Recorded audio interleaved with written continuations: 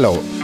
ये सच है कि दुनिया पैसे से चलती है। पैसा हो तो इंसान क्या नहीं कर सकता, लेकिन क्या आप वेल्थ को अपने बैंक अकाउंट में पड़े पैसे से तौलते हैं? क्या आप तभी खुश होंगे जब आपके पास $1 मिलियन होंगे? पैसा बेशक सारी दुनिया को चलाता है, लेकिन वेल्थ और प्रोस्पेरिटी आपको अपने फुल पोटेंशियल तक पहुंचने की आज़ादी और सुकून देता है।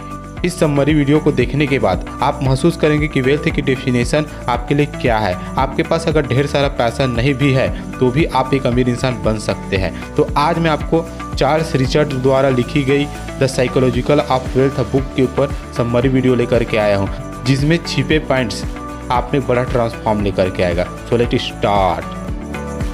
How do we define wealth? पैसों की साइकोलॉजी की शुरुआत हमारे बचपन में ही हो जाती है, जो हमें अपनी फैमिली से वैल्यूज़ और प्रिंसिपल द्वारा मिलते हैं।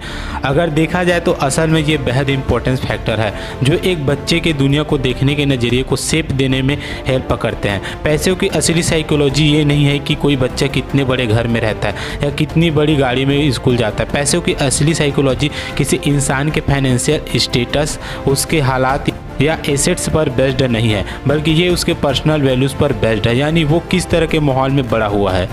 लेटिसिया सैन मिगेल एक ऐसी फैमिली से थी जो उसके अंदर बचपन से ही सेल्फ अवर्थ है, यानी खुद की अहमियत को समझने की भावना पैदा करने को इम्पोर्टेंस देती थी। उसे कई मौके पर यह सुनने को मिलता था कि तुम ये नहीं कर सकती हो या वो नहीं कर सकती हो क्योंकि तुम एक लड़की हो। लेकिन लेटिसिया ने रिस्क लिया और हमेशा खुद पर भरोसा करते रहे। अपने हार्ड वर्क और फोकस के दम पर उसे यकीन हो गया था कि वो चाहे तो कुछ भी कर सकती है, और अपनी हर अचीवमेंट के साथ उसके अंदर कॉन्फिडेंस और सेल्फ अवर्थ की भावना बढ़ती चली गई। लेटिसिया की सक्सेस उसकी फाइनेंशियल वेल्थ से नहीं बल्कि उसके स्ट्रॉन्ग सेल्फ वर्थ की फीलिंग से बनी थी। वो उन लोगों में से नहीं है जो अपनी खुशियों, अपनी सपनों के लिए कुर्बान देते हैं। सब उसके लिए पैसा अपनी लाइफ के साथ दूसरों की भी लाइफ इंप्रूव करने का और उनकी सेवा करने का बस एक जरिया है। लेटिसिया ने ये सब अपनी कड़ी मेहनत और पैशन के दम पर अचीव किया है। कई साल बाद स्टेट रिप्रेजेंटेटिव के तौर पर उसने टेक्सास के लोगों की 5 टर्म्स में सेवा की। ऐसे ही सबके साथ होना चाहिए, जब सबको खुद अपने लिए पैसों को डिफाइन करने का मौका मिलना चाहिए। और ये सब हम तब कर पाएंगे जब हम पैसों को लेकर अपने कॉन्शियस और सबकॉन्शियस थॉट को चेक करेंगे। याद रखना, लाइफ कभी परफेक्ट नहीं होती। यहाँ तक कि अमीर से अमीर लोग भी प्रॉब्लम और चैलेंजेस फेस करते हैं। उतार चढ़ाव सबकी लाइफ में आते हैं, फिर चाहे आप कितने ही स्मार्ट या किस्मत वाले क्यों ना हो। अगर आप इस माइंड सेट के साथ इन मुश्किलों का फेस करते हैं कि आप कभी हार नहीं सकते हो या दौलत से कभी खाली नहीं हो सकते, तो यकीन मानिए आप चाहे जो भी कर ले पर दिवालिया होने से बच नहीं सकते। रिस्क और फेलियर लोगों को ग्रेट प्रॉस्पेरिटी अचीव करने से रोक नहीं सकते। अगर प्लान ये काम नहीं कर रहा है तो अल्फ़ाबेट में और भी लेटर है ट्राई करने के लिए, अपने गोल्स तक पहुंचने के लिए और अपने ड्रीम पूरा करने के लिए वो किसी भी हद तक जा सकते हैं। उनका फर्स्ट स्टेप होता है वेल्थ और सक्सेस के लिए अपनी खुद की डेफिनेशन डिसाइड करना। The evolution of wealth.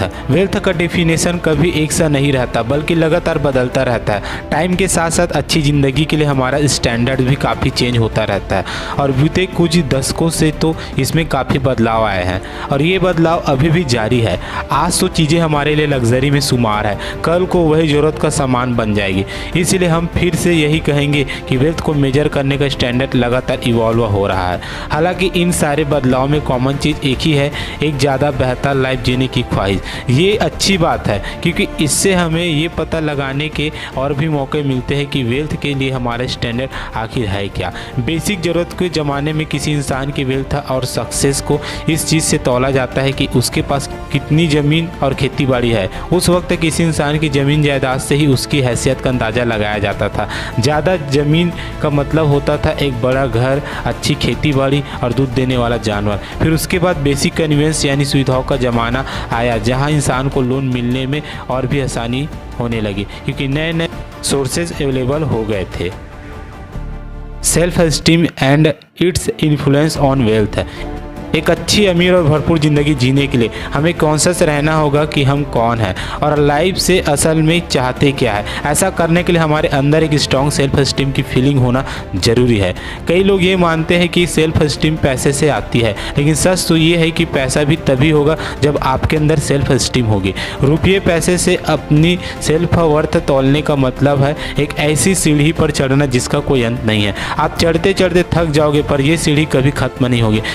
यानी आप कहीं नहीं पहुंच पाओगे। सेल्फ वर्थ को वेल्थ से कंपेयर करने वाले लोग लाइफ में हमेशा नाखुश और असंतुष्ट रहते हैं।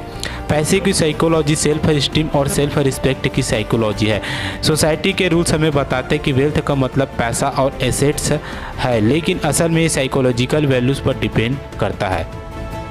सेल्फ स्टीम को आप कॉन्शियसनेस का इम्यून सिस्टम मानकर चलो।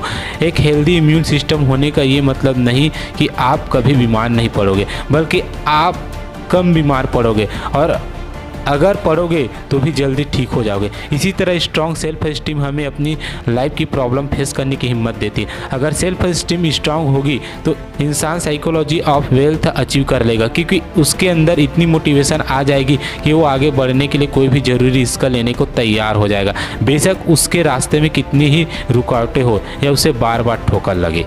लेकिन सेल्फ स्टीम कोई ऐसी चीज़ नहीं है जो हम किसी को दे, ये तो हम खुद के एक्सपीरियंस से अचीव करते हैं। सेल्फ स्टीम को अक्सर एक ऐसी चीज़ के रूप में डिफाइन किया जाता है जो हमें खुद के बारे में पॉजिटिव फीलिंग देती है, लेकिन असली सेल्फ स्टीम तभी आती है जब हम अपने फेलियर से उभर कर अपने गोल्स को अचीव करते हैं।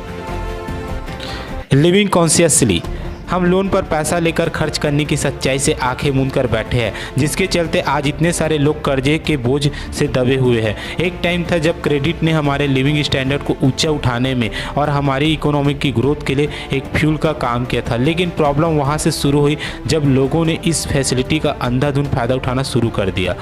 कर्ज का बोझ हम पर न पड़े, इसके लिए हमें कुछ भी खरीदने से पहले 2 मिनट रुक कर सोच लेना चाहिए कि क्या वाकई हमें उधार लेनी चाहिए।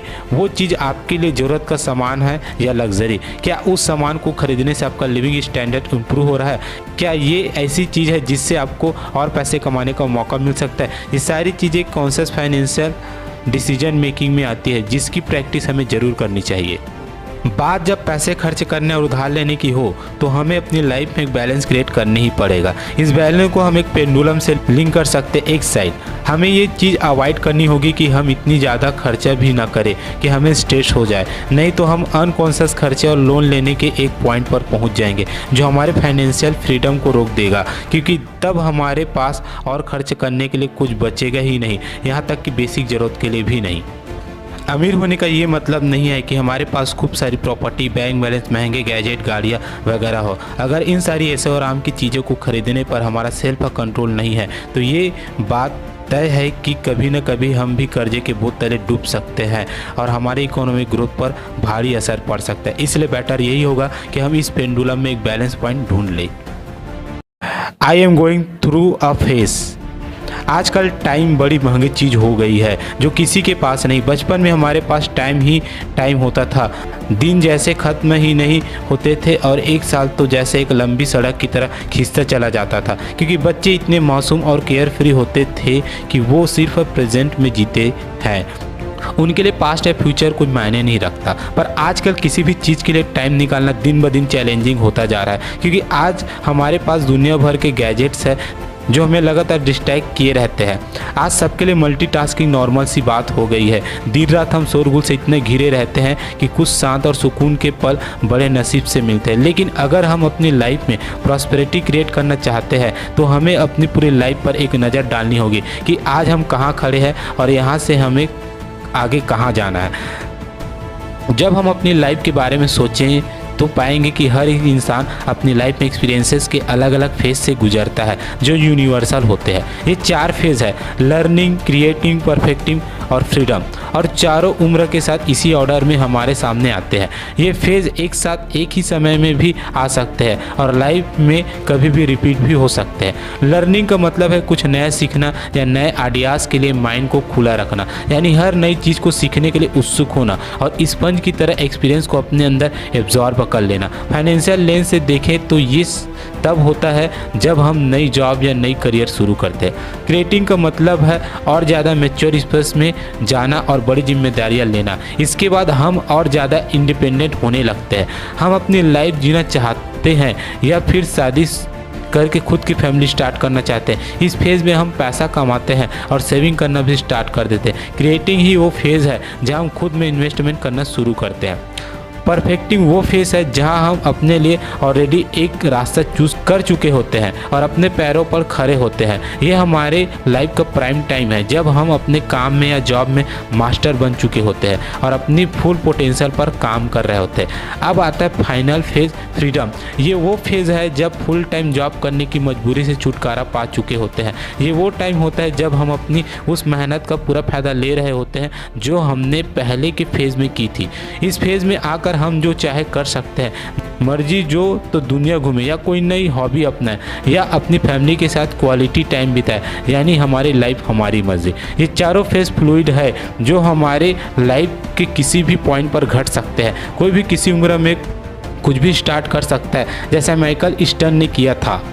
माइकल तब अपने मिड 30s में था, उसके पास एक अच्छी जॉब थी, उसे अच्छी सैलरी मिलती थी, लेकिन फिर भी वो दुखी था। कैरोप्रैक्टिक मेडिसिन उसका असली पैशन था। उसने एक दिन तय कर लिया कि वो अपना सब कुछ दांव पर लगा देगा, पर अपना सपना जरूर पूरा करेगा। वो एक कैरोप्रैक्टर बनना चाहता था, मतलब होता है पेशेंट की रीढ़ की हड्डी को दबाकर बीमारी का इलाज करने वाला डॉक्टर। हालांकि ये काम भी अपने आप में बड़ा चैलेंज था। माइकल ने सबसे पहले तो अपनी जॉब छोड़ी और कुछ लोग वगैरह लिए ताकि स्कूल के खर्चे उठाए जा सके। उसे एक नया साइकिल स्टार्ट करना था, इसलिए उसने फर्स्ट फेज के साथ शुरुआत की जो थी लर्निंग। उसके बाद से माइकल एक लाइसेंस्ड कैरोप्रैक्टर बन गया और प्रैक्टिस करने लगा। इस फील्ड में उसने कटिंग एज टेक्नोलॉजी क्रिएट करने में काफ़ी हेल्प की है। आजकल जिससे भी पूछो वो यही कहते हैं कि उसके पास टाइम नहीं है। लोग टाइम न मिलने का रोना रोते हैं, लेकिन एक बात उन्हें समझनी होगी कि अगर अभी उनके पास टाइम नहीं है तो कभी नहीं होगा। यानी जो करना है आज और अभी करो, अपनी लाइफ का नया चैप्टर स्टार्ट करो। तो दोस्तों, ये थी बुक समरी वीडियो। कैसा लगा कमेंट बॉक्स में ज़रूर बताइए और इस वीडियो को ज़्यादा से ज़्यादा शेयर कीजिए और चैनल सब्सक्राइब नहीं किए तो ज़रूर सब्सक्राइब कीजिए। आपके लिए बेस्ट से बेस्ट समरी वीडियो लाता रहूँगा। Thank you.